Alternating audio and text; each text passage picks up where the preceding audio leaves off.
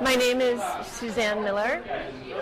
I worked for Seattle Public Library for 6 years as a clerk, and I started becoming friendly with a gentleman who would come in, and I noticed that he was doing a lot of studying on Islamic studies, and we ended up getting together for tea, and he told me he had just taken Shahada and become Muslim, and I was very interested in that. And I'm American, and I'm Muslim, and it's okay, and you can be both. You can be many things. We were, so I'm Irish and Catholic. I was raised to be loving. I was raised to do volunteer work. I was raised in those aspects, but I wasn't raised as Jesus Christ is your Lord and Savior. That was never really taught to me. I never felt a connection with Jesus.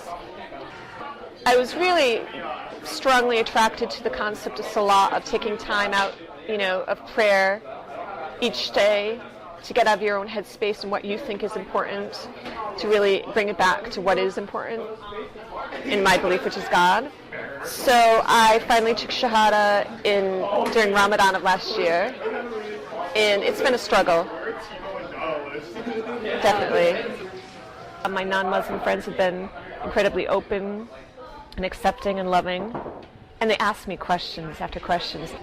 You tend to be around people who are similar to you, so of course my friends are going to ask me questions. They want to know. They don't want to make assumptions. I went and I volunteered at rallies to support the equality for marriage.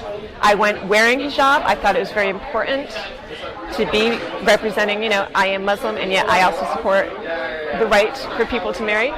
My faith has always been strong, but this aspect of the faith is very difficult for me. I still struggle. I proudly say that I am progressive, feminist, Muslima. I've always been a very spiritual person as far as having a very strong connection and relationship with God. I've been searching to find a community of people to support me in that relationship and who I could support. I'm excited to see my strength, and I'm also learned really how important it is to be kind and loving towards yourself.